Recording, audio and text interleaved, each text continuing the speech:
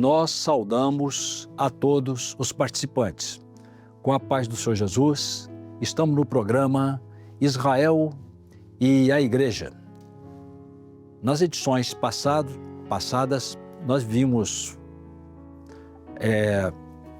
a volta do Senhor Jesus, já falamos sobre Israel e a Igreja, ainda estamos em Israel e a Igreja, relativamente os tempos da volta do Senhor Jesus para esses dois povos, Israel e a Igreja. No episódio passado, nós vamos fazer uma breve recordação pela importância do assunto. Nós falamos que no Evangelho de Mateus, onde estamos nesse momento, que no verso 14, o Senhor diz, estou lendo na palavra, Mateus 24:14, este evangelho do reino será pregado em todo o mundo, em testemunha a todas as gentes, e então virá o fim do Novo Testamento. A igreja é arrebatada. No verso seguinte, já falamos a respeito, o Senhor Jesus, ele dá um salto para o meio da grande tribulação. Lembrando que, muito repetitivamente, que o Senhor Jesus não estava destacando Israel nem destacando a igreja. Ele está falando da sua volta de forma genérica. E no verso 15, a palavra diz assim, quando, pois, virdes que a abominação da desolação, de que falou o profeta Daniel, está no lugar santo, quem lê, entenda. No passado, também já fizemos um comentário a esse respeito. Isso é transmitido pelo profeta Daniel. Depois do Império Greco-Macedônico, Alexandre morre aos 33 anos, com todo mundo conquistado, mundo daquela época, e a herança do reino não ficou para os seus descendentes. O seu reino foi ocupado pelos seus 4 valorosos generais. São eles, ao norte,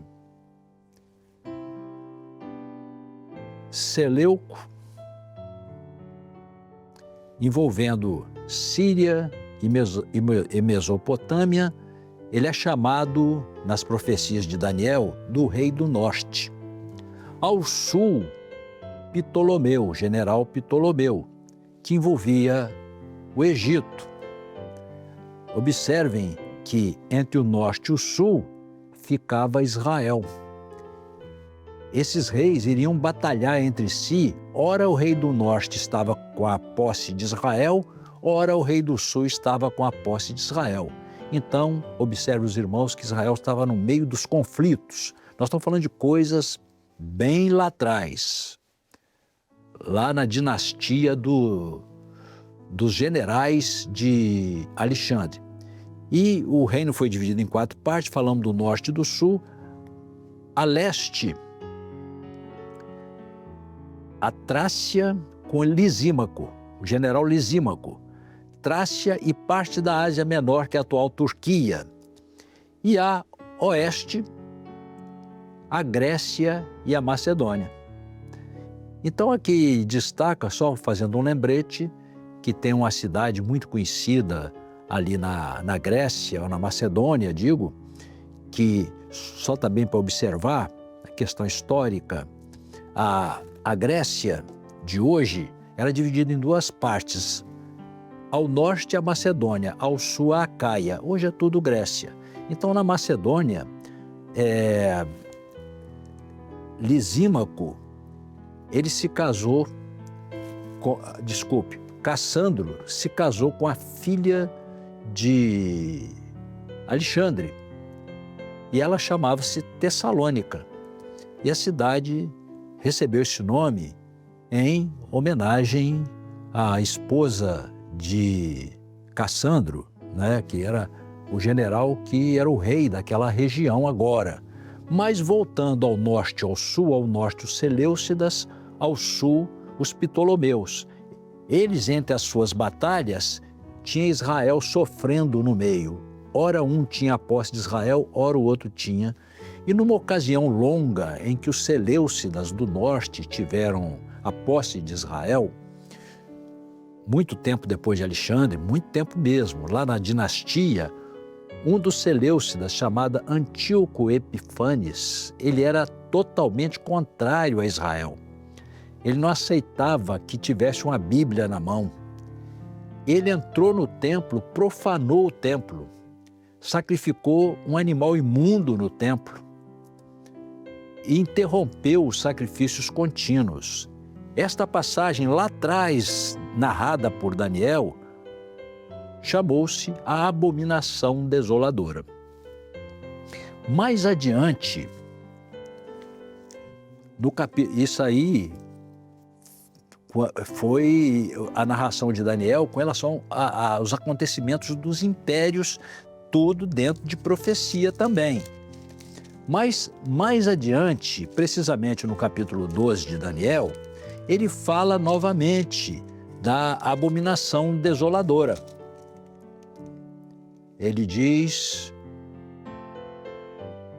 quase no final do livro, ele diz assim: e desde o tempo em que o contínuo sacrifício for tirado e posta a abominação desoladora, haverá 1290 dias. Então o Senhor Jesus, ele diz aqui, repetindo em Mateus, que é importante: quando, pois, virdes que a abominação da desolação, de que falou o profeta Daniel, acabamos de ler o profeta Daniel, está no lugar santo, o que o Senhor Jesus está dizendo? Que aquilo que a dinastia dos Seleucidas, precisamente Antíoco Epifane, fez, vai se repetir, o anticristo vai profanar o templo também. Só demos um destaque nesse ponto para que ficasse mais bem entendido. Mas nós estamos mais adiante, nós já avançamos mais, mas falamos também que, ao narrar as profecias no livro de Daniel, nós estamos procurando onde está a igreja e onde está Israel, que o Senhor Jesus, repetindo, falou genericamente. Bom, em seguida, o Senhor Jesus continua, então ele falou para a igreja, deu um salto no meio da grande tribulação e continua falando. Os que estiverem na Judéia fujam para os montes. É Israel. Quem está na Judéia é Israel. O que estiver sobre o telhado, o que estiver no campo, ai das grávidas, orai para que a vossa fuga não aconteça no inverno nem no sábado. É Israel que guarda o sábado. Porque haverá então grande aflição, como nunca houve desde o princípio do mundo até agora, tampouco haverá jamais. O Senhor Jesus, ele descreve esse tempo de angústia, esse tempo que nós chamamos da grande tribulação, como um tempo de angústia como nunca houve, nem nunca haverá. É um tempo inédito de dores na história do mundo. Lembrando que nós chamamos de a grande tribulação, vamos continuar chamando de a grande tribulação, mas esse termo não é bíblico, porque vai chegar momentos aqui que pode se pensar que tem algum conflito. Não tem nenhum conflito. O termo bíblico é um tempo de angústia como nunca houve, nem nunca haverá sobre a terra.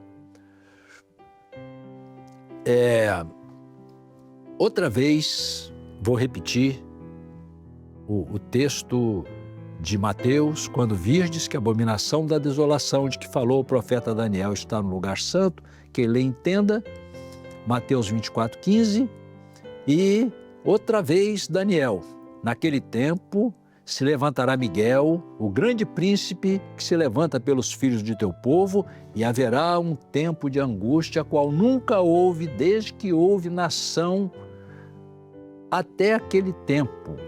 Mas naquele tempo livrar-se-á o teu povo todo aquele que se achar escrito no livro da vida, evidentemente, né?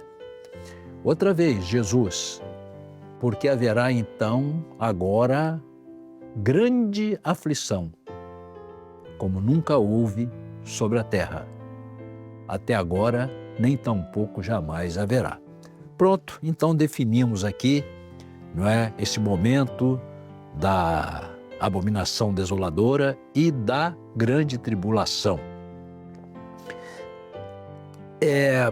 Falamos aqui alguns textos de Mateus, se referindo a Israel.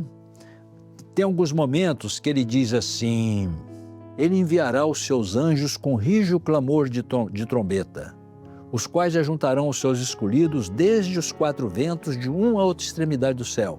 Falamos aqui que, nós vamos até repetir isso botando um quadro na tela já, que no arrebatamento, em primeiro lugar, é um evento invisível ao mundo, é no abrir e piscar de olhos, imperceptível, e o mundo continua entrando na grande tribulação. Aí entra novamente a história de Israel. A igreja é tirada e encontra o Senhor Jesus nos ares no arrebatamento. Quando Jesus vier para reinar, ninguém é tirado da terra. Todos permanecem na terra. Jesus pisa na terra, não é? Haverá tempo, todos os olhos vão vê-lo, haverá tempo de se lamentar e Jesus vai estabelecer o seu reino na terra. Claro que com intervenções celestiais, tem muitos mistérios nisso. Nós estamos falando daquilo que nos é possível falar. Bom, meus irmãos, então aqui falamos um pouquinho da volta do Senhor Jesus, do Evangelho de Mateus, e agora gostaríamos de colocar um quadro na tela, no qual se observa a volta do Senhor Jesus, o arrebatamento, e Jesus vem para reinar. A volta do Senhor Jesus para o povo de Deus. Para a igreja é o arrebatamento, a igreja é tirada da terra. Para Israel, Israel permanece na terra.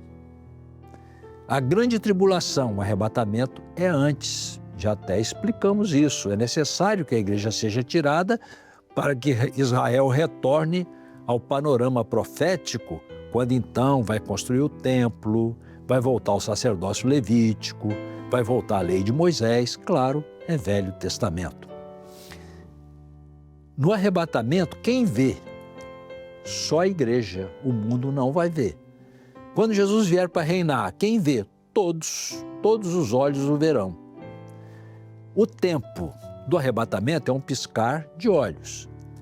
E quando Jesus vier para reinar, tem tempo de ver, tem tempo de lamentar, todos os olhos vão ver. No arrebatamento, Jesus vem nos ares, ele não pisa na terra. Quando Jesus vier para reinar, Jesus vem à terra e ninguém é tirado. Então, essas premissas que estamos falando e tentando explicar o melhor possível vão ajudar os irmãos a compreender melhor esses dois momentos. Em seguida, provavelmente não, certamente, na edição que vem, nós vamos fundamentar tudo isso que nós estamos falando. Nós vamos ficar por aqui, nesta edição, agradecendo a presença dos irmãos e nos despedimos com a paz do Senhor Jesus.